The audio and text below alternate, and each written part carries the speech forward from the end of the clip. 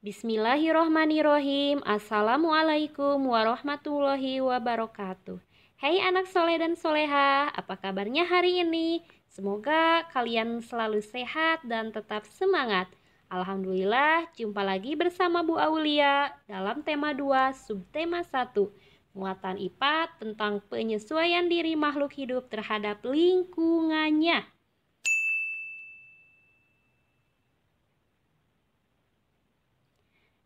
Nah, anak-anak, tujuan belajar kita kali ini yaitu agar kalian dapat menjelaskan cara tumbuhan menyesuaikan diri terhadap lingkungannya. Anak-anak, tahukah kalian bahwa makhluk hidup, baik tumbuhan maupun hewan, mampu menyesuaikan diri dengan lingkungannya? Penyesuaian diri ini disebut dengan adaptasi. Jadi, yang dimaksud adaptasi yaitu kemampuan dari makhluk hidup untuk menyesuaikan diri dengan lingkungannya. Nah, anak-anak, tujuan dan fungsi dari adaptasi ini apa ya? Tujuannya adalah untuk kelangsungan hidup, lalu fungsinya adalah untuk dapat melindungi diri dari musuh atau predator dan untuk dapat memperoleh makanan. Anak-anak, tahu tidak? Ternyata adaptasi ini dibagi menjadi 3. Yang pertama ada adaptasi morfologi, yang kedua adaptasi fisiologi, yang ketiga adaptasi tingkah laku. Apa ya adaptasi morfologi? Adaptasi morfologi adalah penyesuaian bentuk dan alat tubuh organisme dengan lingkungannya. Contohnya untuk hewan adalah bentuk paruh dan kaki unggas yang berbeda-beda, misalnya seperti elang, ayam, dan bebek.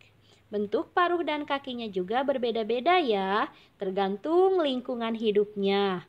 Lalu untuk tumbuhan biasanya bentuk daun dan akar pada tumbuhan ini berbeda-beda tergantung tempat hidupnya.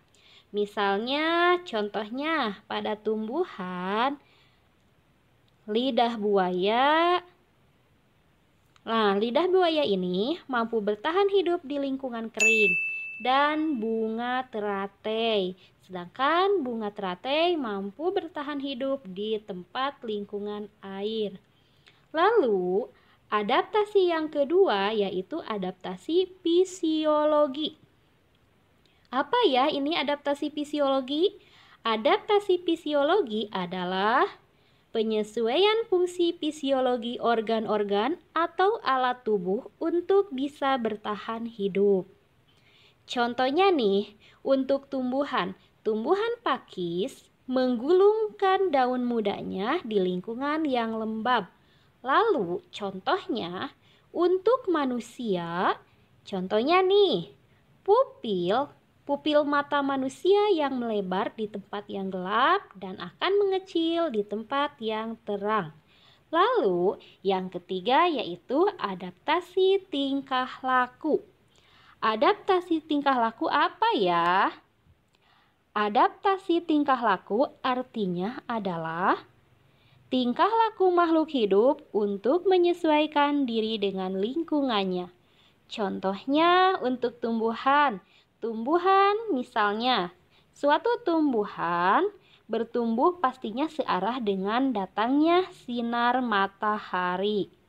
Lalu untuk hewan, contohnya bunglon memiliki kemampuan mimikri atau merubah warna kulitnya sesuai dengan lingkungannya. Anak-anakku, pembahasan kali ini kita akan fokus pada penyesuaian atau adaptasi tumbuhan terhadap lingkungannya. Baik, anak-anakku, Bu Aulia akan menjelaskan cara tumbuhan menyesuaikan diri terhadap lingkungannya atau biasa disebut dengan adaptasi tumbuhan. Yang pertama yang akan Ibu bahas adalah adaptasi tumbuhan terhadap lingkungannya, Yang kedua, adaptasi tumbuhan untuk berkembang biak. Adaptasi tumbuhan terhadap lingkungannya berbeda-beda. Yang pertama, ada tumbuhan yang hidup di lingkungan kering. Yang kedua, tumbuhan yang hidup di lingkungan kadar garam tinggi. Yang ketiga, adaptasi tumbuhan di lingkungan air. Yang keempat, adaptasi tumbuhan di lingkungan lembab. Dan selanjutnya, adaptasi tumbuhan di lingkungan miskin nitrogen. Baik, kita akan bahas satu persatu mengenai adaptasi tumbuhan terhadap lingkungannya. Tadi yang pertama ada adaptasi tumbuhan yang hidup di lingkungan kering. Adaptasi tumbuhan di lingkungan kering disebut dengan xeropit. Contohnya tumbuhannya adalah pohon kurma, lidah buaya, dan tumbuhan kaktus. Ciri khusus yang dimiliki oleh kaktus yaitu agar bisa bertahan hidup di lingkungannya memiliki akar yang sangat panjang untuk mencari sumber air, batang tebal dan berisi banyak cadangan air, daun termodifikasi menjadi duri, fungsinya untuk mengurangi penguapan, dan permukaan batang berlapis lilin, fungsinya untuk mengurangi penguapan. Nah, itulah beberapa contoh tumbuhan yang dapat hidup di lingkungan kering atau biasa disebut dengan xeropit. Baik, yang berikutnya yaitu tumbuhan yang hidup di lingkungan berkadar garam tinggi. Tumbuhan yang hidup di lingkungan berkadar garam tinggi disebut dengan halopit. Contoh tumbuhan yang bisa hidup di sini yaitu tumbuhan bakau. Ciri khusus yang dimiliki tumbuhan bakau yang pertama, memiliki akar napas untuk memperoleh oksigen. Yang kedua, memiliki akar tunjang untuk menopang tumbuhan di tanah yang berlumpur dan menahan terjangan ombak.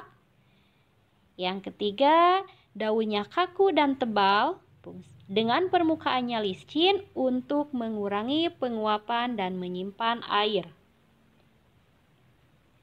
Baik, yang berikutnya yaitu adaptasi tumbuhan di lingkungan air. Adaptasi tumbuhan di lingkungan air. Tumbuhan yang hidup di lingkungan air disebut dengan hidropit. Contohnya adalah bunga teratai dan eceng gondok. Ciri-ciri dari bunga teratai yaitu memiliki daun lebar, fungsinya untuk mempercepat penguapan dan agar dapat mengapung di permukaan air. Fungsi yang lain yaitu memiliki daun berlapis lilin, fungsinya untuk mencegah daun membusuk karena selalu terkena air. Sedangkan ciri khusus yang dimiliki oleh eceng gondok yaitu pangkal tangkai daunnya berongga, fungsinya untuk membantu mengapung di air dan memiliki akar yang lebat untuk menjaga keseimbangan tumbuhan agar tidak terbalik. Baik, yang berikutnya yaitu yang keempat, adaptasi tumbuhan di lingkungan lembab. Tumbuhan yang dapat hidup di lingkungan lembab disebut dengan higropit. Contoh tumbuhannya yaitu tumbuhan begonia dan tumbuhan paku. Nah, karena hidup di lingkungan lembab, penguapannya terjadi sangat lambat. Jadi si airnya itu dikeluarkan melalui struktur khusus pada daun yang disebut stomata. Baik, yang selanjutnya ada adaptasi tumbuhan di lingkungan miskin nitrogen.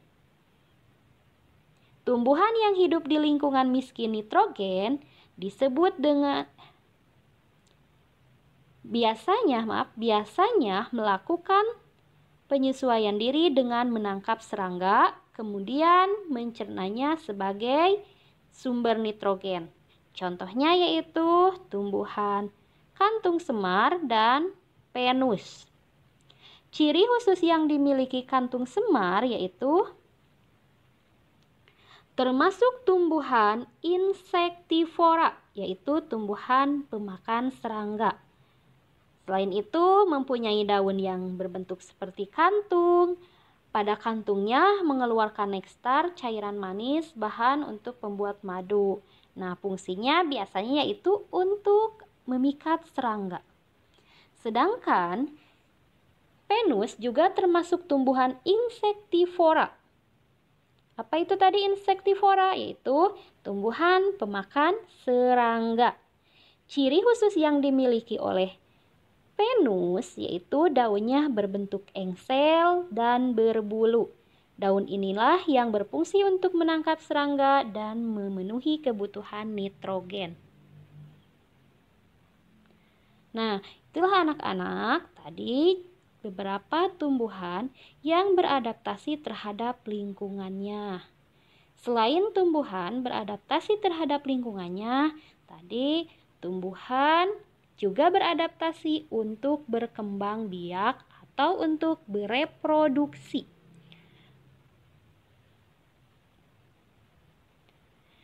Contoh tumbuhannya adalah bunga Rafflesia arnoldi. Bunga Rafflesia arnoldi memiliki ciri khusus, yaitu mengeluarkan aroma bau busuk. Berfungsi untuk menarik perhatian serangga. Serangga yang hinggap akan membantunya untuk melakukan proses penyerbukan. Sedangkan pada bunga mawar, melati, dan anggrek memiliki mahkota yang sangat mencolok dan indah dan juga memiliki nektar. Sehingga nanti akan menarik perhatian serangga yang membantunya juga untuk proses penyerbukan. Selain untuk penyesuaian diri, beberapa jenis tumbuhan memiliki ciri khusus untuk perlindungan diri terhadap pemangsa atau cara tumbuhan melindungi diri dari pemangsa. Tumbuhan tidak dapat bergerak atau berpindah tempat. Jadi jika ada pemangsa, tumbuhan tidak dapat bergerak atau berpindah tempat. Jadi kalau ada pemangsa datang, tumbuhan itu akan melakukan penyesuaian diri untuk melindungi diri dari pemangsa. Jadi berikut ya beberapa cara contoh yang dapat dilakukan tumbuhan untuk melindungi dirinya. Yang pertama, ada tumbuhan yang memiliki duri. Biasanya durinya itu terdapat pada batang atau buah. Fungsinya untuk melindungi diri dari pemangsa. Misalnya bunga mawar, tumbuhan rotan, durian, putri malu, dan salak. Yang kedua, cara tumbuhan untuk melindungi diri yaitu ada tumbuhan yang memiliki rambut halus atau biasa disebut dengan gelugut ya namanya. Istilah lainnya yaitu gelugut. Beberapa tumbuhan seperti bambu, jagung, tebu, dan tumbuhan terong memiliki gelugut pada batang atau pada permukaan daunnya. Fungsinya yaitu dapat menimbulkan rasa gatal bila disentuh oleh pemangsa. Ketiga, tumbuhan yang memiliki daun yang tajam. Contohnya seperti lidah buaya, nanas, dan kaktus. Nah, dari ketiga contoh berikut memiliki daun yang tajam dan berduri. Biasanya berduri di bagian samping dan tepinya. Tujuannya yaitu untuk melindungi diri dari pemangsa. Yang keempat, ada tumbuhan yang menghasilkan getah. Misalnya tumbuhan karet, tumbuhan mangga, pepaya, dan nangka. Nah, dari keempat contoh berikut menghasilkan getah jika tergores. Nah, biasanya getah tersebut akan menempel pada tubuh hewan atau pemangsanya sehingga nanti si pemangsa akan sulit bergerak. Yang kelima, ada tumbuhan yang menghasilkan racun. Contoh tumbuhan yang menghasilkan racun yaitu tumbuhan jarak dan kecubung. Buah jarak ini mengandung racun yang dapat mematikan bagi hewan atau siapa aja yang memakannya. Nah, selain itu, sama kecubung juga akan beracun ketika dimakan oleh pemangsanya. Efek sampingnya bisa berhalusinasi, mual, pusing. Nah, maka dari itu kita jauhi tumbuhan yang menghasilkan racun. Demikian yang dapat Ibu sampaikan. Semoga kalian dapat memahami tentang materi hari ini, yaitu tentang bagaimana tumbuhan beradaptasi terhadap lingkungannya. Kita juga harus banyak bersyukur ya kepada Allah Subhanahu wa Ta'ala, karena Allah telah menciptakan dan menumbuhkan berbagai jenis tumbuhan yang dapat kita manfaatkan dalam kehidupan kita sehari-hari.